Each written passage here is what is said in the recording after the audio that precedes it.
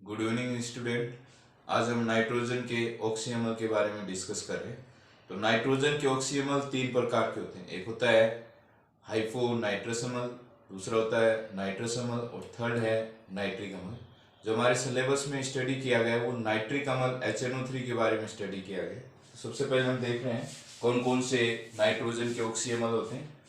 Hypo nitrous अमल, जिसका formula H2N2O2 होता है। हाइपो नाइट्रस अमल, ओके। सेकंड दिया गया है नाइट्रस अमल, जिसे कहेंगे HNO2। और थर्ड दिया गया है नाइट्रिक अमल,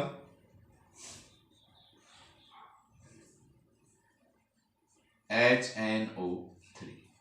जो स्टडी के लिए हमारे पास टॉपिक है वो नाइट्रिक एसिड है कि नाइट्रिक एसिड होता क्या है। तो टॉपिक हो जाएगा नाइट्रिक एसिड HNO3। इसमें एक एग्जाम में आया हुआ क्वेश्चन है कि HNO3 में N की ऑक्सीकरण अवस्था क्या होती है। तो फॉर्मूले से निकालेंगे अपन कि HNO3 है, इसमें N की ऑक्सीकरण अवस्था तो हाइड्रोजन की 1 होती है, प्लस नाइट्रोजन का X निकालेंगे, ऑक्सीजन के 3 है, ऑक्सीजन पे चार्ज 2 माइनस होता है तो क्या लिखेंगे +1 प्लस X माइनस 6, X बराबर कितना आ जाएगा 5, 6 माइनस 1 X बराबर 5। तो फर्स्ट हमारे पास क्वेश्चन हो गया HNO3 में N की ऑक्सीकरण अवस्था +5 होती है। अब डिस्कस करें विर्चर नाइट्रिक अम्ल बनाने की विधियां।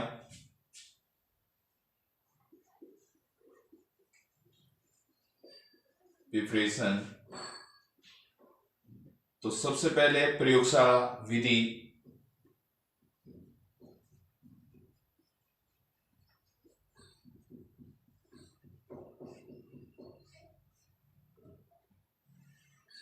प्रयोगशाला में कैसे बनाए जाए, तो प्रयोगशाला में HNO3 को सांद्र H2SO4 और सोडियम नाइट्रेट को कांच की रिटोट में गर्म करके बनाया जाता है। प्रयोगशाला में HNO3 को सांद्र H2SO4 तथा सोडियम नाइट्रेट को कांच के रिटोट में गर्म करके बनाया जाता है। ओके, रिएक्शन देखेंगे। NaNO3 constant H2SO4।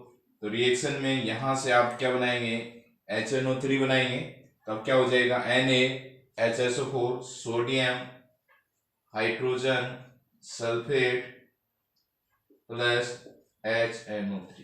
Okay, second हम डिस्कशन करें औद्योगिक विधि ओस्टवाल विधि।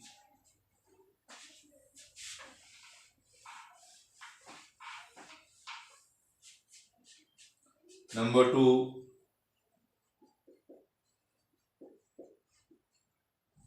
औद्योगिक विधि, जिसे नाम दिया गया ओस्टवाल विधि।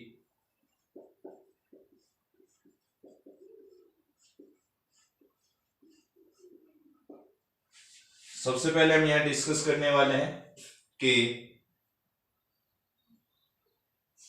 HNO3 कैसे बनाया जाए। तो अमोनिया को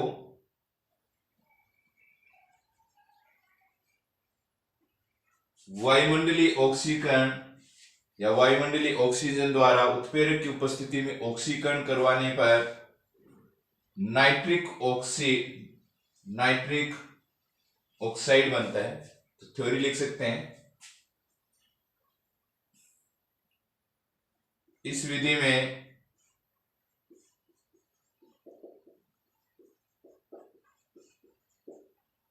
अमोनिया का वायुमंडलीय O2 द्वारा उत्प्रेरकीय ऑक्सीकरण होता है।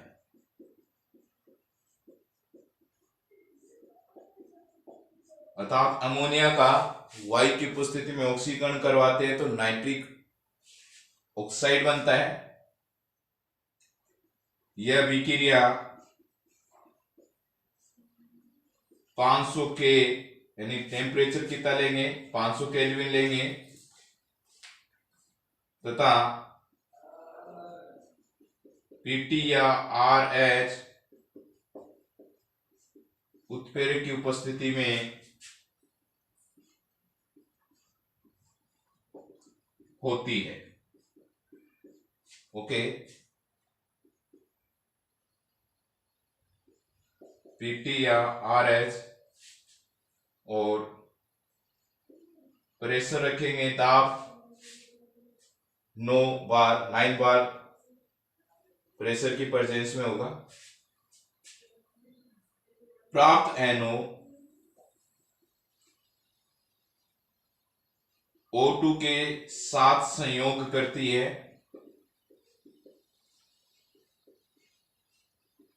इस प्रकार प्राप्त NO है वो ऑक्सीजन के साथ संयोग करके NO2 बनाती है।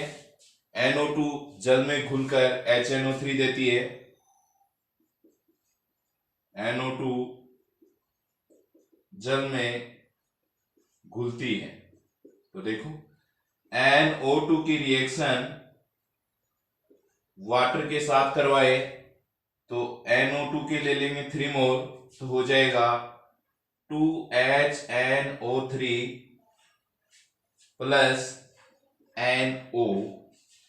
इस प्रकार प्राप्त NO या निर्मित NO पुनः कहां काम में लेने वाले हैं, यहां पे काम में लेने वाले हैं वापस इसको, तो लिख सकते हैं इस प्रकार निर्मित NO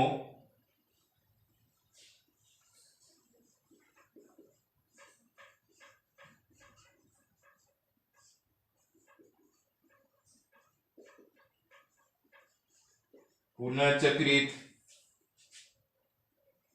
की जाती है। वापस जो नाइट्रिक ऑक्साइड बना है इसका ऑक्सीकरण करवाकर या ऑक्सीजन के साथ संयोग करके नाइट्रोजन डाइऑक्साइड में बदला जाता है। जो यहाँ पे HNO3 बना है इसमें जलीय HNO3 का यदि अपन देखेंगे तो यहाँ आसवन करने पर 68% HNO3 प्राप्त होता है। तो लिखेंगे तथा जलीय HNO3 के सांद्रण से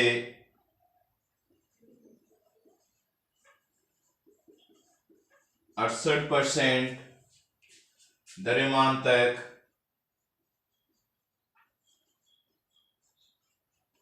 प्राप्त किया जाता है।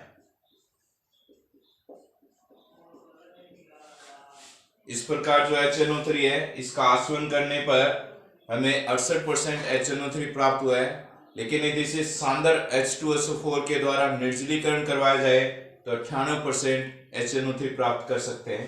तो लिखेंगे तथा सांद्र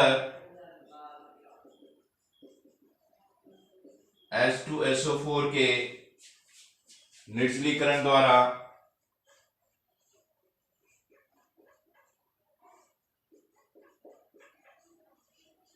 98% HNO3 प्राप्त किया जाता है। तो यहाँ पे हमने ओस्टवाल विधि के द्वारा HNO3 प्राप्त किया 98%। अब हम डिस्कस करेंगे इसकी संरचना के बारे में।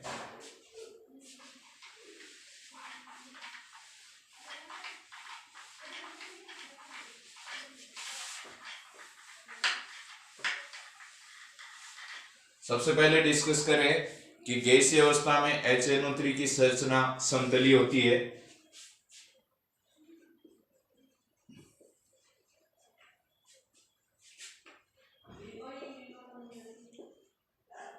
गैसीय अवस्था में HNO3 की संरचना समतली होती है। यदि इसकी स्ट्रक्चर की बात करें तो स्ट्रक्चर ये आएगी, ये स्ट्रक्चर है। यहाँ पे जो बॉन्ड एंगल है ये 102 डिग्री, ये वाला 120 डिग्री हो जाएगा। ये लेंथ 96 पिकोमीटर हो जाएगी। ये वाली लेंथ 121 पिकोमीटर हो जाएगी। और ये वाली लेंथ हम देख रहे हैं 140.6 पिकोमीटर, ये लेंथ होगी इसकी। अब हम डिस्कस करेंगे इसके chemical reaction.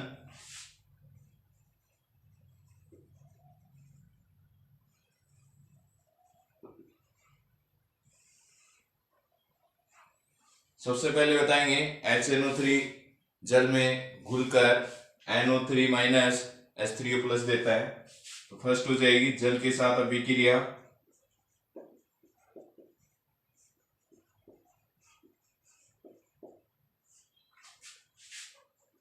HNO3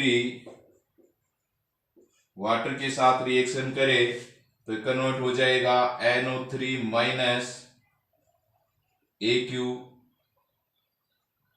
plus H3 plus AQ। Okay, second दिया गया है मेटल के साथ रिएक्शन। एक इंपॉर्टेंट रिएक्शन डिस्कस करें, धातु के साथ अभिक्रिया, एग्जाम में आने वाला क्वेश्चन।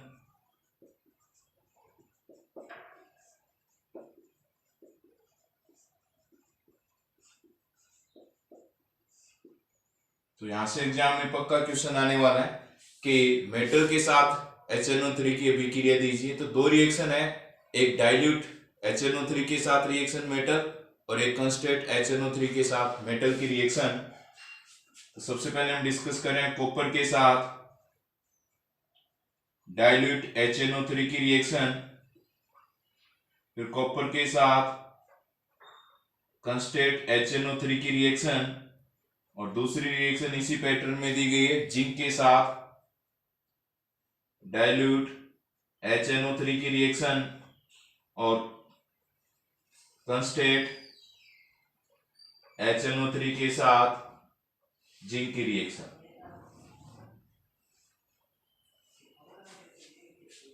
यहाँ पे अपन डिस्कस करें 3 लेंगे और 8 लेंगे। कॉपर और नाइट्रिक अम्ल की रिएक्शन करवाएंगे तो ये बनेगा कॉपर नाइट्रेट और जिंक नाइट्रेट। क्योंकि कॉपर पे चार्ज कितना होता है, +2 होता है, NO3 पे -1 होता है, तो फॉर्मूले से बना देंगे कॉपर नाइट्रेट। तो हो जाएगा 3CuNO32 प्लस, यहाँ पे 8 हाइड्रोजन है तो लिख देंगे 4H2O प्लस, नाइट्रोजन देखेंगे यहाँ पे 2 और ये हो गए 6, तो कितने नाइट्रोजन बच गए 2। ऑक्सीजन देखेंगे 24 हो गए हैं, यहाँ पे हो गए 6 और 3 18 और ये हो गए 22NO। ओके, सेकेंड रिएक्शन देख रहे हैं इसके साथ, तो यहां ले रहे हैं अपन 4, तो हो जाएगा CuNO3 2 प्लस। ओके, यहां से हो जाएगा 2H2O प्लस। ओके, नाइट्रोजन यहाँ पे दिख रहे हैं 4, यहाँ पे 2 काम में आया तो लिख देंगे 2N। ऑक्सीजन हो गए 12 है, यहाँ पे गए 6 और ये हो गए 8, तो 4 हो गए 2N2। ओके, नेक्स्ट रिएक्शन देखेंगे, यहाँ पर कॉम्बिनेशन 410 का ले रहे हैं। ओके, तो 4ZnNO32 प्लस, यहाँ पे हो जाएगा 5H2O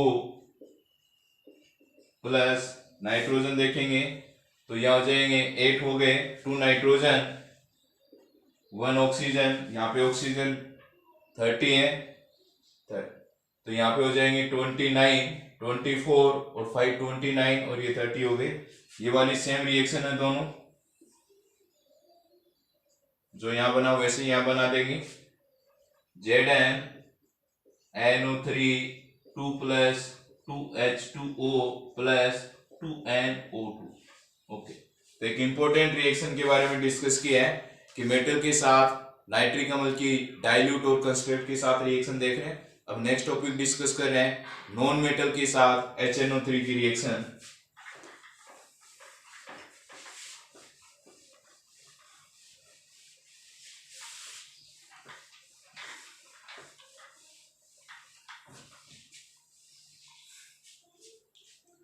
थर्ड ले रहे हैं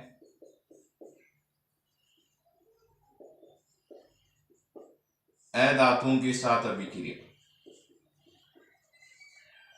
नॉन मेटल में रखा गया है आयोडीन ले रहे हैं, कार्बन ले रहे हैं, फास्फोरस ले रहे हैं और सल्फर ले रहे हैं।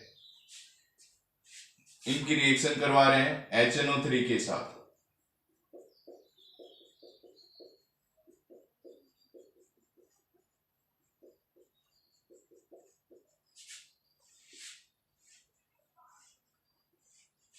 ओके, तो इसका अम्ल बनाएंगे। आयोडीन का अम्ल होगा HiO3, आयोडिक अम्ल। इसका अम्ल होगा CO2, इसका अम्ल होगा फास्फोरिक अम्ल H3PO4, इसका अम्ल होगा H2SO4। ओके, सभी के अंदर वाटर बनने वाला है, तो H2O सब में निकलेगा।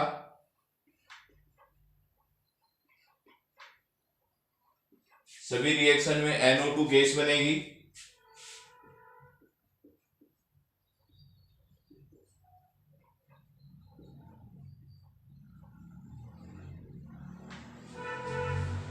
ओके, यहां पे हम डिस्कस कर रहे हैं 10 ले लें तो क्या हो जाएगा, आई को बैलेंस करने के लिए यहां पे 2 लगा देंगे। ओके, ये हो जाएगा 4। जितना आप HNO3 लेंगे उतने NO2 बनाते जाएंगे रिएक्शन में। यहां पे 4 लें तो क्या हो जाएगा 2, H2O4 NO2। यहां पे 20 ले रहे हैं तो बैलेंस करने के लिए 4 यहां लगा दिया गया है। P के इधर 4 थे तो 4, ये 12 हो गए यहां पर। ओके, तो H कितने हो गए 8 रह गए, तो 4H2O 20। यहां पे ले रहे हैं 48, सल्फर के 8 हैं तो यहाँ पे हो गए 16। ओके, तो 32 यहाँ पे बच गए तो लिखेंगे 16, ये हो गए 32। बैलेंस है रिएक्शन। फोर्थ इसमें इंपॉर्टेंट, ये वाले भी रिएक्शन इंपॉर्टेंट थी एग्जाम के लिए। फोर्थ हम डिस्कस कर रहे हैं यहाँ पर brown ring test, important reaction. Exam में इसकी रिएक्शन ज्यादा पूछते हैं।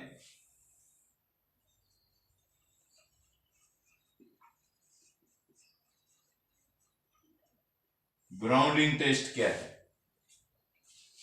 तो किसी लवण में नाइट्रेट की उपस्थिति, लवण में नाइट्रेट है या नहीं।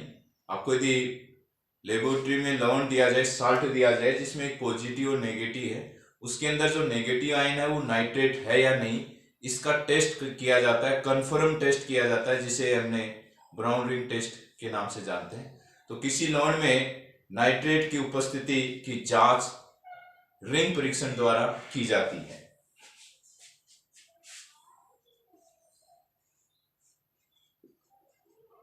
किसी लवण में नाइट्रेट की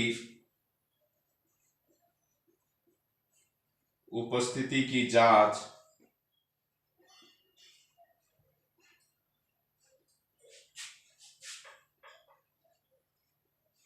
रिंग परीक्षण द्वारा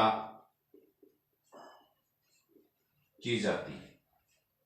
कैसे करेंगे, तो सिंपल सी थ्योरी है। एक टेस्ट ट्यूब लेंगे, इस टेस्ट ट्यूब में NO3 का जलीय विलयन लेंगे, तो कहेंगे लवण के जलीय विलयन को परख नली में लिया जाता है, अर्थात लवण लेकर उसमें पानी मिलाएंगे और फिर उसको सेक करेंगे तो क्या बन जाएगा, जलीय विलयन। लवण के जलीय विलयन को एक परख नली में लिया जाता है। और इसके बाद इसके अंदर हम क्या मिलाने वाले हैं, जितना लवण का जलीय विलयन लिया उतना ही इसके अंदर क्या मिलाएंगे, ताजा FeSO4। इसे ताजा बने FeSO4 के विलयन के समान आयतन के साथ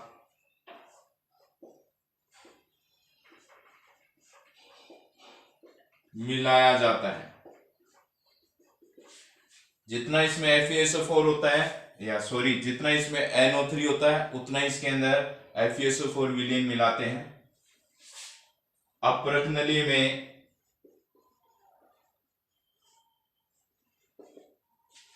यहां पे ड्रॉप कर कर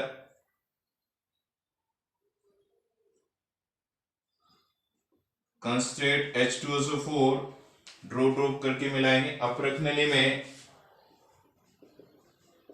सांद्र H2SO4 अम्ल की बूंदें परत नली की दीवार के सारे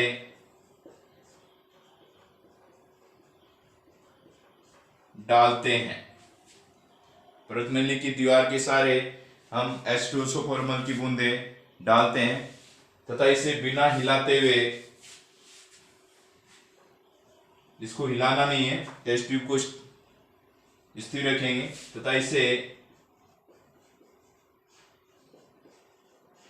बिना हिलाते हुए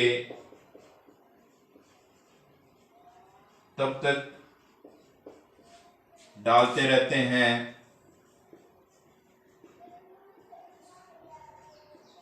जब तक कि एक भूरे रंग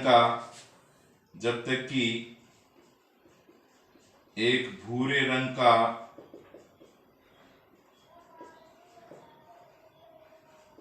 छल्ला दोनों द्रवों के मिलने के स्थान पर नहीं बने,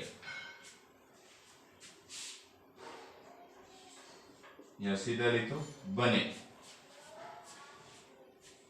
तब तक इसके अंदर मिक्स करेंगे। ये जो भूरे रंग का छल्ला बना है वो किस पे बना है, तो ये भूरे रंग का छल्ला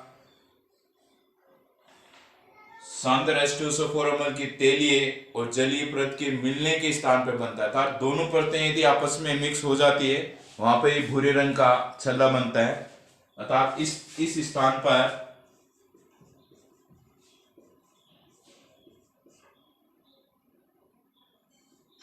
सांद्र H2SO4 अम्ल की तेलीय परत एवं जलीय परत मिलती है। ये वाला जो लिक्विड है, ये टोटल ये वाला और ये ऊपर आ रहा है, ये दोनों परतें जहां पे मिलेगी वहां पर ये भूरे रंग का छल्ला बनेगा, ये हमने लिखा। ओके, अब इसकी रिएक्शन के बारे में डिस्कस करें, इसकी केमिकल रिएक्शन क्या होनी चाहिए। तो सबसे पहले हम देखें क्या था इसके अंदर, नाइट्रेट था तो लिखेंगे NO3 माइनस था इसके अंदर, और आपने क्या मिलाया इसके अंदर H2SO4 अम्ल क्या देगा, H प्लस आयन देगा, और क्या मिलाया इसके अंदर FeSO4 मिलाया। इन सबकी रिएक्शन करवाएंगे तो क्या होने वाला है, जो नाइट्रेट है वो तो बदलेगा NO में, नाइट्रिक ऑक्साइड में। ये ऑक्सीजन इसके साथ क्रिया करे तो हो जाएगा H2O। ऑक्सीजन कितने हैं, 3 है, एक यहाँ पे काउंट हो गया तो कितने हो गए 2H2O। उस अनुसार हाइड्रोजन कितने लेंगे 4H प्लस, ये होगा 3। फेरस है वो बदल जाएगा फेरिक में। ओके, जब यहाँ पे आपने FeSO4 डाला है तो इसका एक कॉम्प्लेक्स बना है, वो कॉम्प्लेक्स क्या है, वाटर के साथ बना है FeH2O6 2+। इस कॉम्प्लेक्स के साथ NO की नाइट्रिक ऑक्साइड की रिएक्शन हो तो क्या बनेगा Fe, यहां से एक वाटर मॉलिक्यूल बाहर निकाल देंगे, NO यहाँ पर ऐड हो जाएगा, एक कॉम्प्लेक्स बना देंगे जो किस रंग का होगा, ब्राउन कलर का। अर्थात जो भूरा रंग आया है यहाँ पर, ये किसके कारण आया, इस कॉम्प्लेक्स के कारण आए। अब हम नेक्स्ट टॉपिक डिस्कस करें, एलोट्रोफ ऑफ फास्फोरस। देखो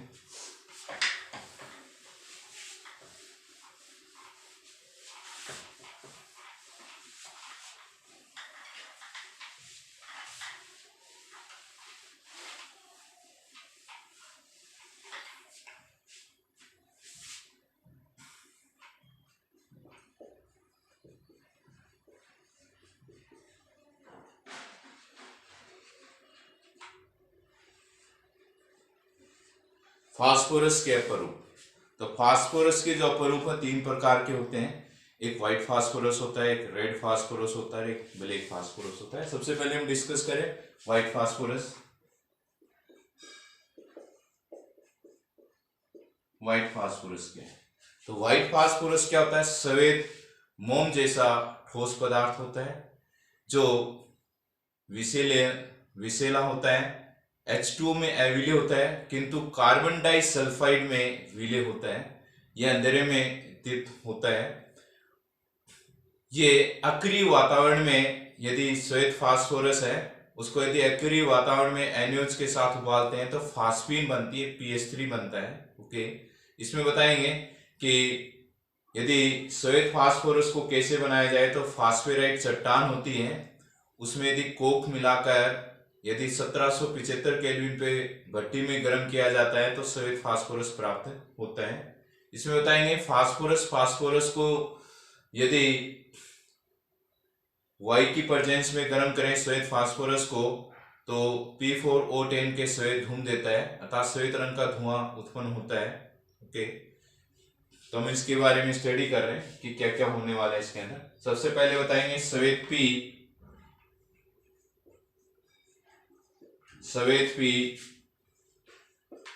सफेद मोम जैसा ठोस होता है, मोम के समान ठोस होता है। सेकेंड हमने डिस्कस किया, यह विषैला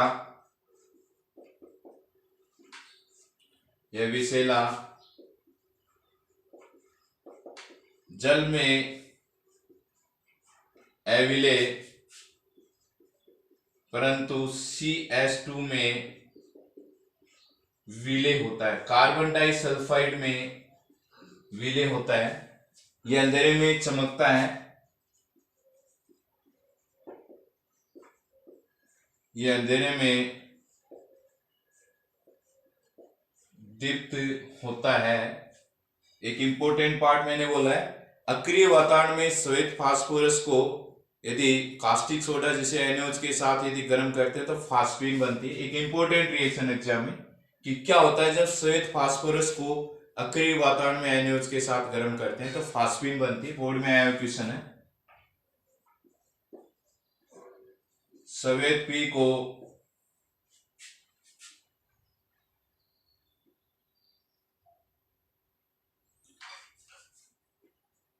अक्रिय वातावरण में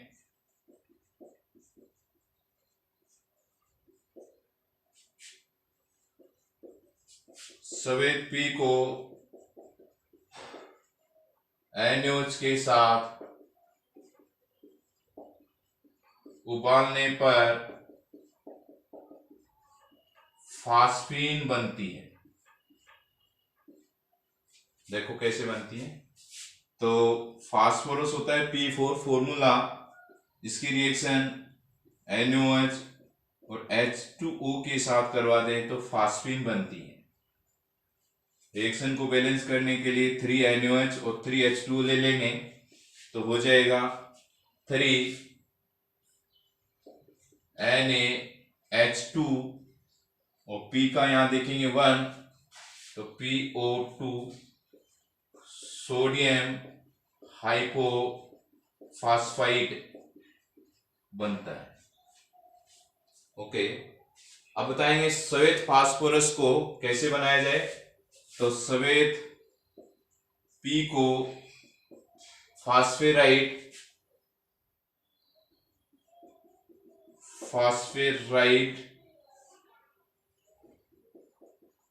चट्टान को कोक एवं रेत के साथ विद्युत भट्टी में 1775 के ताप पर गर्म करके बनाया जाता है, प्राप्त किया जाता है। ओके, फिर मैंने बताया था कि ये वायु में स्वतः आग पकड़ लेता है। वायु में यह स्वतः आग पकड़ लेता है तथा P4O10 के सवेद धूम देता है। रिएक्शन देखो, P4 की रिएक्शन वायु में ऑक्सीकरण करवा दिया जाए तो P4O10 बनता है। ओके, फिर होता है कि श्वेत फास्फोरस ज्यादा क्रियाशील क्यों होता है? तो ऐसा इसकी स्ट्रक्चर के कारण होता है, ऐसा इसकी संरचना के कारण होता है। तो इसकी संरचना कैसी होती है वो देखेंगे। स्ट्रक्चर देखो,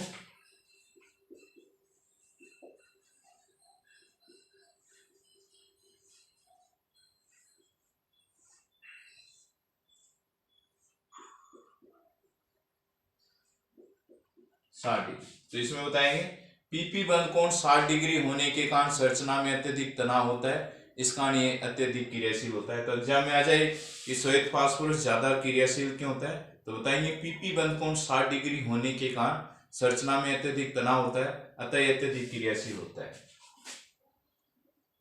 पीपी बंद कोण 60 डिग्री होने के कारण संरचना में अत्यधिक तनाव होता है।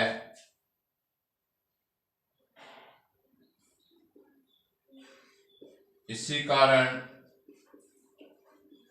श्वेत फास्फोरस क्रियाशील होता है। एग्जाम में है कि क्रियाशील क्यों होता है, तो ये लाइन लिख सकते हैं, अपन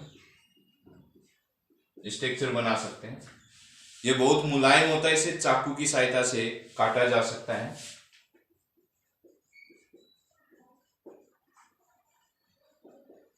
यह बहुत मुलायम होता है, इसे चाकू से काटा जा सकता है। ओके, इसका गलनांक 317 केल्विन और क्वथनांक 553 केल्विन होता है।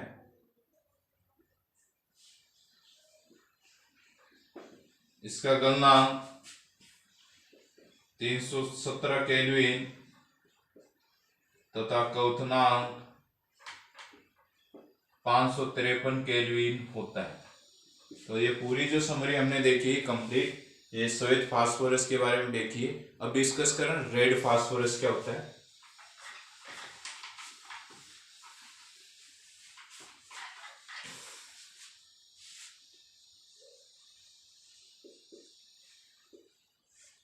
रेड फास्फोरस एक्चुअली होता नहीं है, तो कैसे बनाया जाए? श्वेत फास्फोरस को 573 के ताप पर यदि गर्म करेंगे तो क्या हो जाएगा, वो रेड फास्फोरस में कन्वर्ट हो जाता है। रेड फास्फोरस सफेद धूसर रंग का चमकीला पदार्थ होता है जो अविषैला होता है और H2 और कार्बन डाइसल्फाइड दोनों में अविलेय होता है। यह अंधेरे में दीप्त नहीं होता।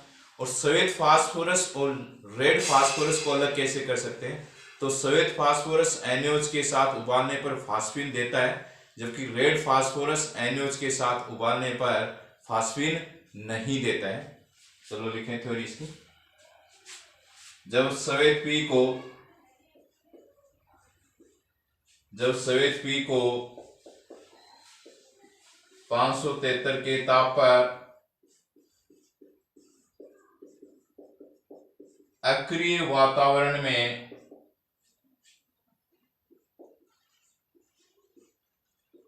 गर्म किया जाता है तो लाल फास्फोरस प्राप्त होता है। ओके, यह लोहे जैसे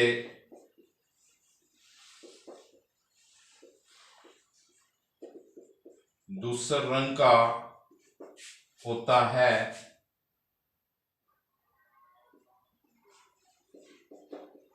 यह गंधहीन होता है।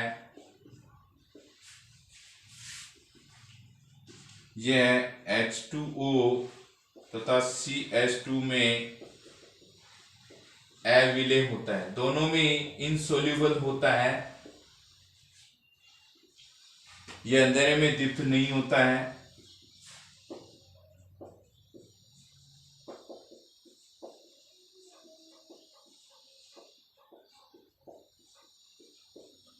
चमकता नहीं है।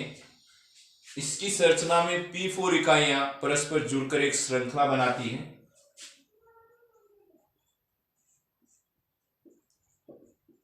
इसकी संरचना में P4 इकाइयां परस्पर जुड़ी रहती है। इस पैटर्न में एक इकाई हो गई, सेकंड देखो ये हो गई, थर्ड देखो, तो ऐसी इकाइयां जुड़ रही रहेंगी।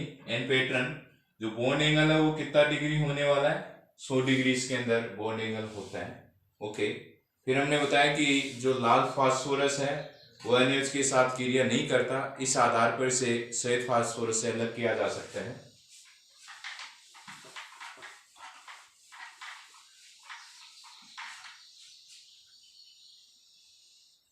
रेड P NaOH के साथ क्रिया नहीं करता है, इस आधार पर इसे व्हाइट P से अलग किया जा सकता है। मतलब कोई रिएक्शन एग्जाम में आ जाए कि रेड P और व्हाइट P को अलग कैसे कर सकते हैं, तो ये रिएक्शन के आधार पे आप इसको एक्सप्लेन कर सकते हैं। ये जो NaOH के साथ रिएक्ट करेगा वो व्हाइट P है, जो रिएक्ट नहीं करेगा वो रेड P है। ओके, नेक्स्ट है रेड P को व्हाइट P में कैसे कन्वर्ट करें। तो रेड P को यदि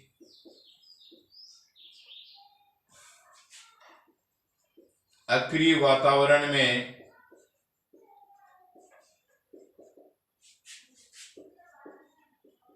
उबालते हैं तो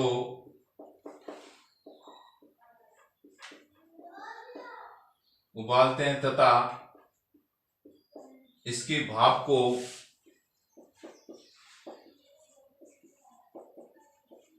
पानी में ठंडा किया जाता है तो पुनः श्वेत P प्राप्त होता है। ओके, नेक्स्ट हम डिस्कस कर रहे हैं ब्लैक P, काला फास्फोरस। देखो, तो सबसे पहले बताएंगे रेड और व्हाइट में सबसे स्टेबल है ब्लैक P। तो काला P परतदार संरचना का होने के कारण अत्यधिक स्थायी होता है। ये दो रूपों में पाया जाता है, अल्फा काला P और बीटा काला P। तो थ्योरी लिखेंगे काला P परतदार संरचना वाला होने के कारण स्थायी होता है। यह दो रूपों में पाया जाता है,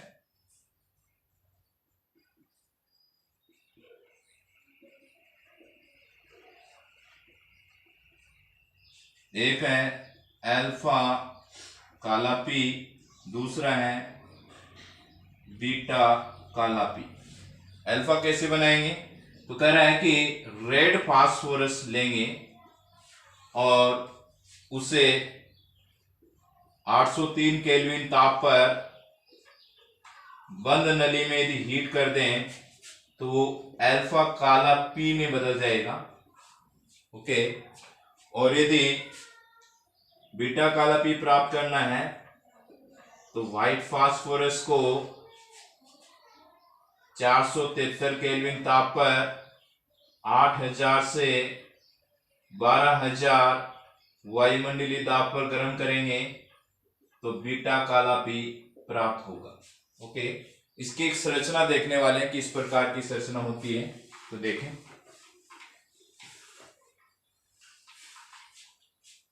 बेंजीन लाइक स्ट्रक्चर देखेंगे, रिंग वैसी ही होती है, सेम बेंजीन जैसी रिंग ही होती है। ये वाली स्ट्रक्चर बना सकते हैं अपन,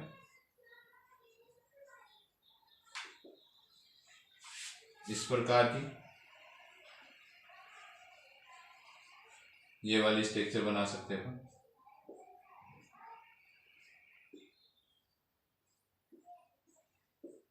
जिसमें बॉन्ड एंगल 99 डिग्री होता है। ये वाली इसकी परतदार स्ट्रक्चर होती है। Okay, thank you. नेक्स्ट हम टॉपिक डिस्कस करेंगे फास्फोरस के हैलाइड।